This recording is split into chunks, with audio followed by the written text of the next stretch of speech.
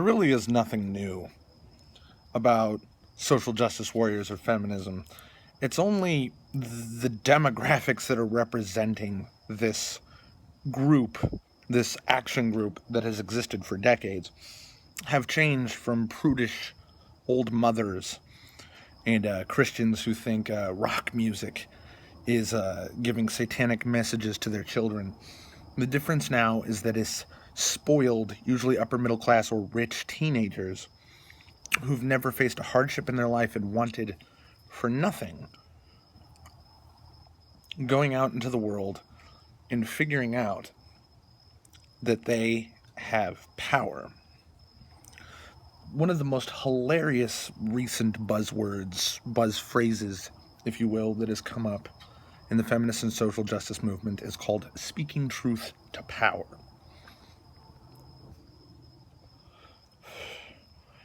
And really, what they're doing is using hysteria to threaten monetary losses to organizations. Really, there is no power structure that exists that is what social justice warriors or feminists or Black Lives Matters is saying exists. The closest is that there is evidence of systemic racism in police forces. There's not systemic racism in America, especially not in American culture, and believe it or not in white culture. For what few grains of truth there are in any of these movements, they're buried under a fucking Pacific beach line of lies. Capitalism goes on making stuff as supply to meet demands. And capitalism apparently is one of the evil words in white heterosexual capitalist patriarchy. I'm sure there might be one or two words I have accidentally forgotten that are part of that term. And usually what is happening is feminists and social justice warriors are looking at something very meaningless and trivial, like a cast of a movie or a joke that somebody says, or a comedian, something inconsequential that doesn't actually have anything to do with anything.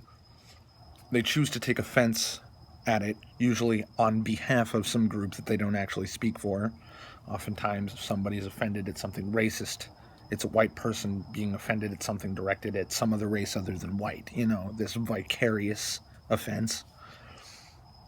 And what's happening is they're raising a big fuss, and the company that they're raising a fuss at is afraid of losing money, and they acquiesce. This is basically terrorism, maybe more so extortion, and that they are threatening the livelihood of this business, and they're forced to acquiesce. And what's unfortunate is a lot of time these businesses are more acting on the risk of loss of money, not actual created loss of money, because very often these businesses, especially in the case of music or video games, absolutely, are acquiescing to people who are actually not their target market, who do not affect their bottom line, or they're acquiescing to the popularity of these social justice thugs rather than social justice warriors. It's a more fitting term, in order to actually draw in a new market, the market that is in fact not already a market, like gamers. Now, the speaking truth to power thing is hilarious because feminism is the power, and it's about power. Like I said, these are almost always young and rich and entitled children throwing fits and using threats, intimidation, harassment, and sometimes even assault, especially in the case of University of Missouri, to get their way. There is a reason why I've called these groups terrorists. It's because they are a political movement with a political agenda who use violence and threats and extortion to get what they want. They are actually textbook, dictionary definition terrorists. I know that we've all been told that terrorists are strictly Arabs who blow themselves up in the name of Allah. This is not true. Terrorists are people who use violence or the threat of violence or fear and intimidation to advance a political agenda.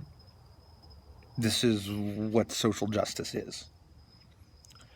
And they've been incredibly successful over the past few years, to the point where politicians, industry leaders, celebrities, authorities in education, teachers, faculty,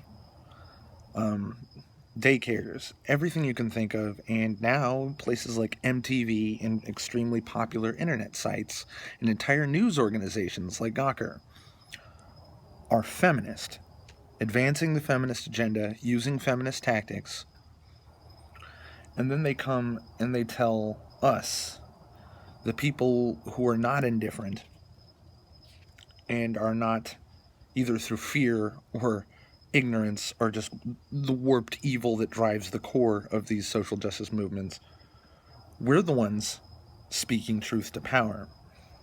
How hilarious is it that it's constantly hypocrisy and projection that outs these groups for what they are?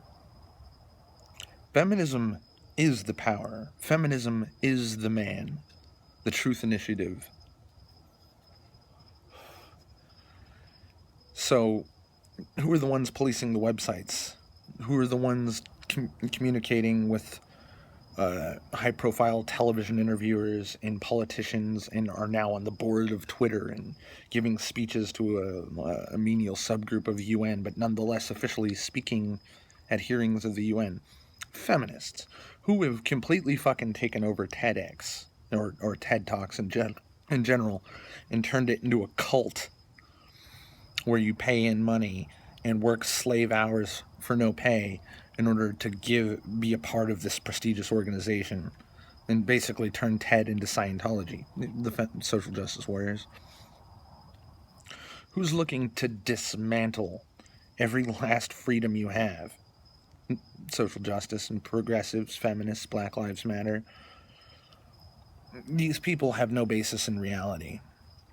They are literally wolves in sheep's clothing, pointing at all the other sheep and calling them wolves. It's insane. So just remember, the feminists are the power structure. The man is now the woman.